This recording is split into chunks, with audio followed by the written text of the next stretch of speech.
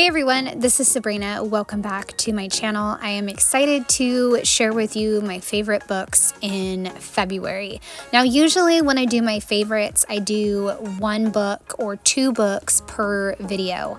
I decided since I feel like I'm more behind that I'm going to go ahead and do all of my February favorites, which is 3, in one video. And then hopefully soon, I'm hoping the end of next week to have the update for my March journal. So the first book that I will talk to you about is What You Do to Me. And if you're singing that Plain White Tees Delilah song, that's exactly what it was based off of, which is really cool. And there's even a note in the book from the main lead singer, which is so cool too as well. So the whole premise of this book is very cool. It's based off of one book making an impact, like a lifetime impact on 2 people.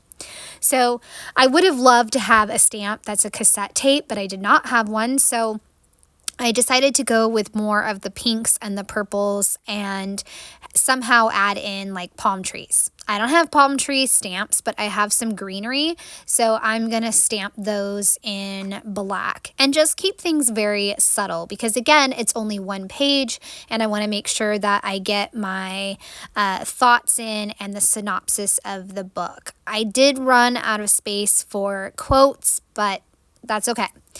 I have a little tiny music note that I am stamping in pink and purple. I also stamped a record coming out of the sleeve and Currently Obsessed, and I did those on paper. That way they could just stand out a little bit more. I also could have colored them as well, but I didn't, and that's okay. I did do some layered washi with the pink and the black, which I love. I thought about doing purple washi, but decided that I like the pop of black more. And as you can see, I'm stamping the greenery and it's just like simple black leaves, and I think it looks really good. So I'm going to start with the synopsis. Cecilia James is a journalist and has a special place for love songs. And when she happens to stumble upon a clue that may identify the inspiration behind one of rock and roll's greatest musicians and songs, she has to know more.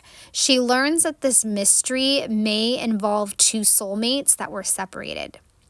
And then kind of the other piece of this that's going to be woven together is Eddie V was a rock star who loved singing with a passion, and his first love, Sarah Friedman.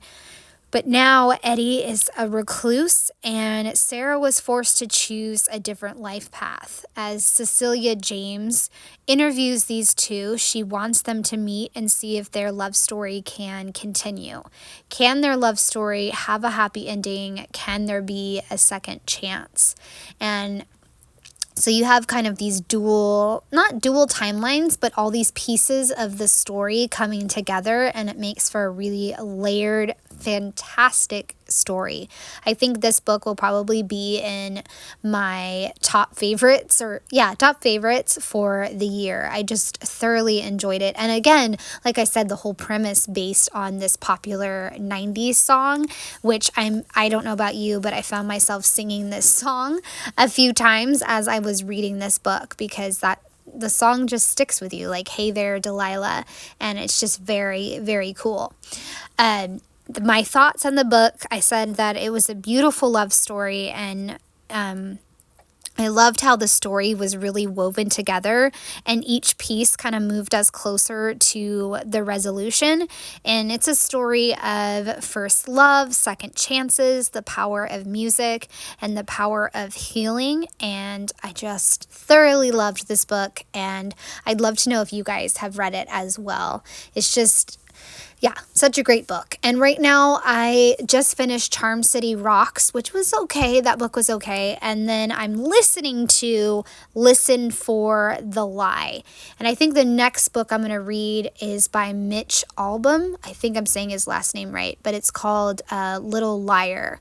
I think that's what it's called. So that's what I'm reading, and I'd love to know in the comments section what you guys are reading. So the next favorite book is Bridge to Terabitha.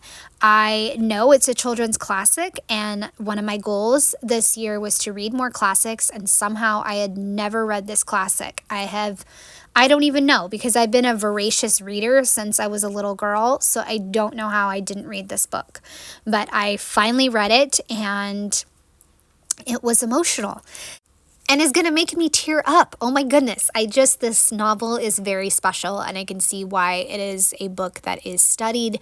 There's a lot of wonderful themes in this book. Of course, one of the biggest ones being friendship and found family, and, sometimes how your friends turn out to be your family.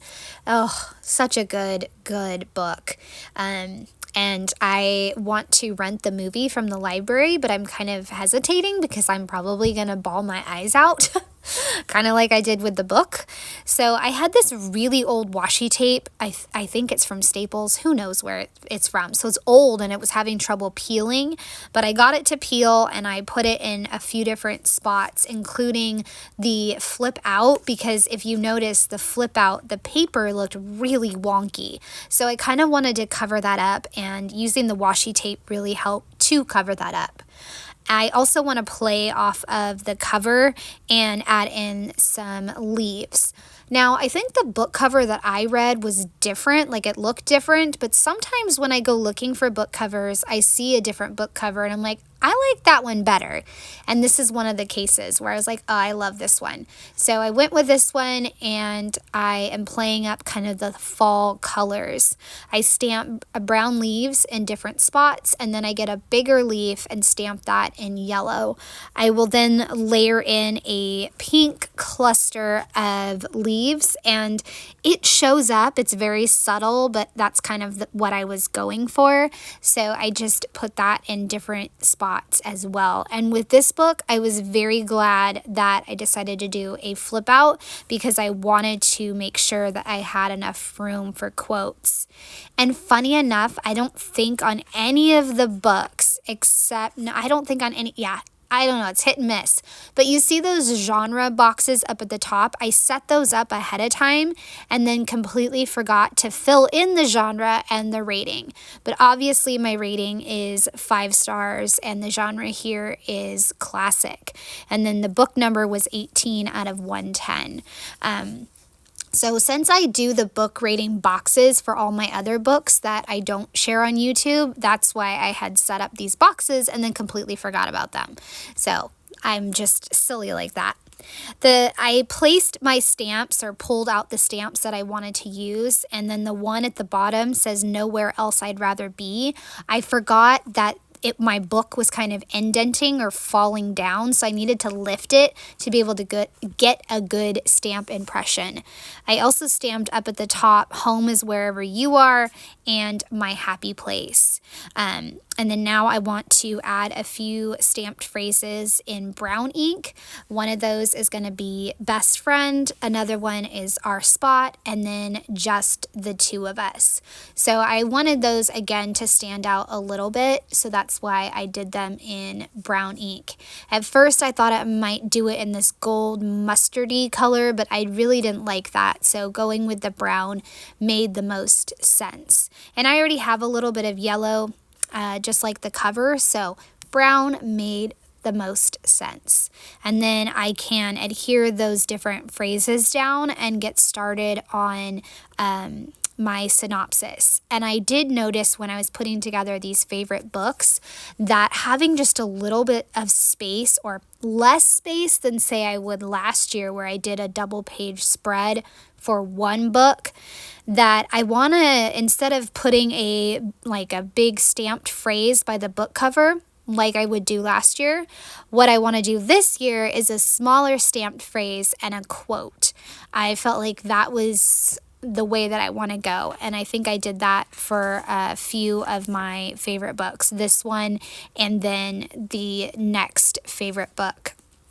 because I really do like the quotes, and sometimes I save my own quotes or I just get them from Goodreads. But I think it's really fun to pick a quote that resonates with you and also resonates with kind of the theme that you think is the best in the book. So the quote I picked is, "It was up to him to pay back to the world in beauty and caring what Leslie had loaned him in vision and strength." And I think that just sums it up there. I think Leslie and Jessie really complemented each other, and that's what you always want. Well, not always want, but that's kind of what you want in a friendship, is just that balance, right? That give and that take. And I felt like they kind of had that perfect friendship of give and take, and really were there for each other. So the synopsis is, and I'm sure a lot of you know it, but Jess Aaron's one goal is to be the fastest runner in his grade. He's been running all over his farm this past summer to get ready. Yet on the first day, a girl crosses to the boys' side and wins all the races. This is the beginning of Jess and Leslie's friendship, even with its unique start. They create a special place in the woods called Terabitha. They can rule their kingdom and let their imagination soar.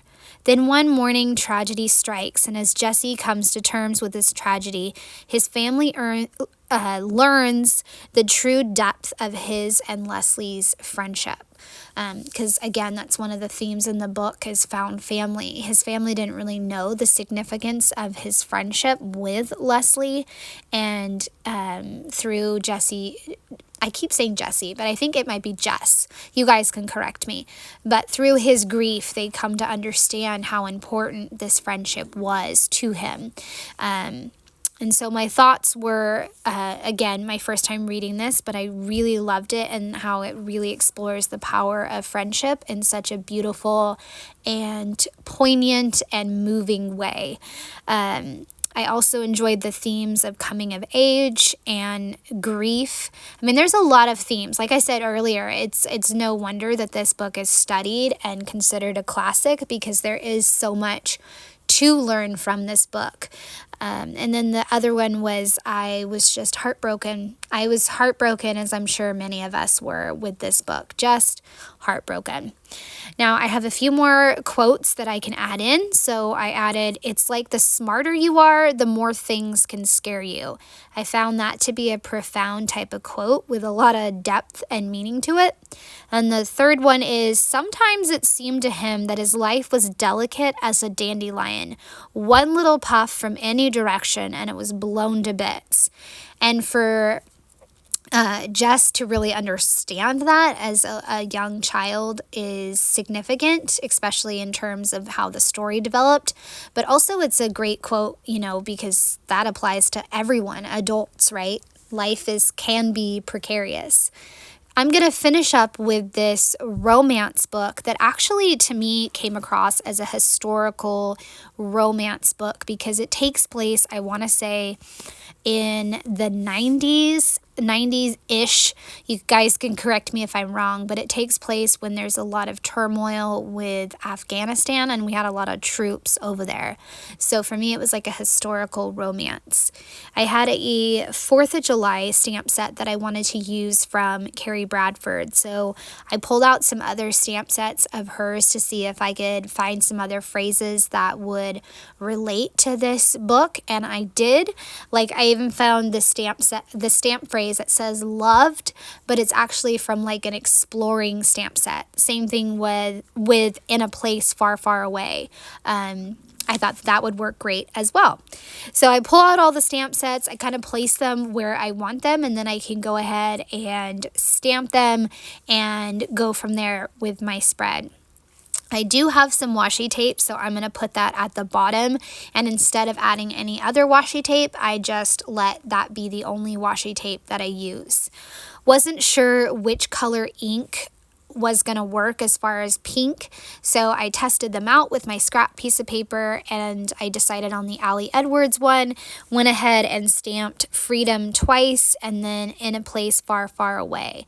I'm also going to stamp "Loved" right below the book cover.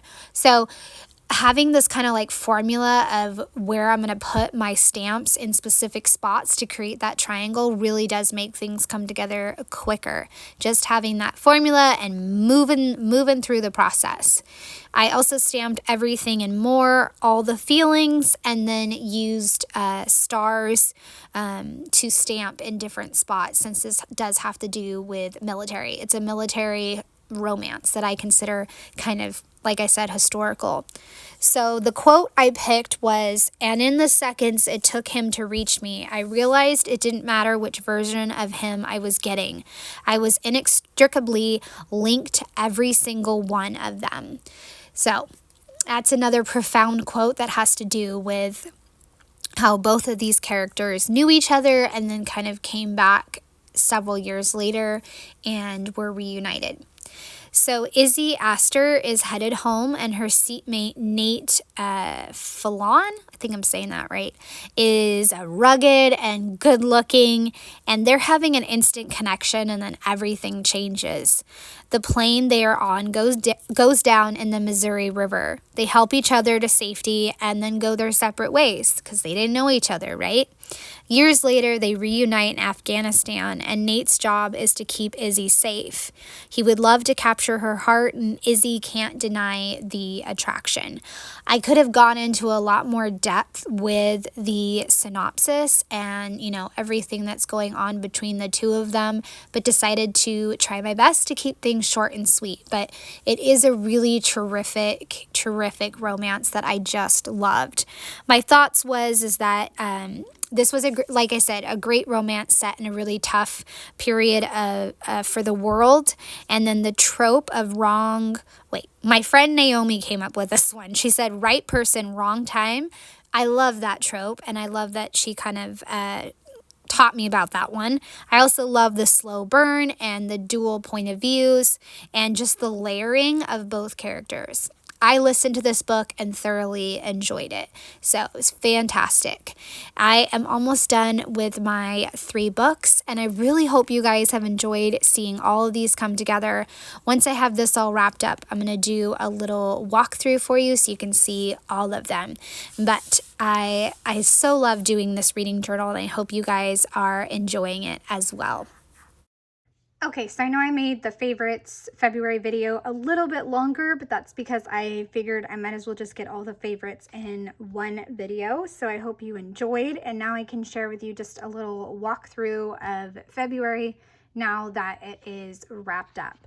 So I have the calendar, the stats, and then the books that I read, followed by the reviews. This is one of the ones that you saw come together. And then I have the Ronald Dole autobiographies, a Tom Felton memoir. And for this one, I tried to stick to like one sentence about the book and then give my rating. Over here is another one you just saw. I also I read Britney Spears' memoir. I talked about this book, and for this book, I actually didn't read any reviews beforehand. I just picked it off the shelf, so that was fun to try. This one is the last one you saw come together, and then I read Heir of Uncertain Magic and The Blonde Identity. So now February is done, and I can get started on March. So I hope you guys have enjoyed seeing these come together. I love a thumbs up or a subscribe if you are new to my channel. Have a great day. Bye.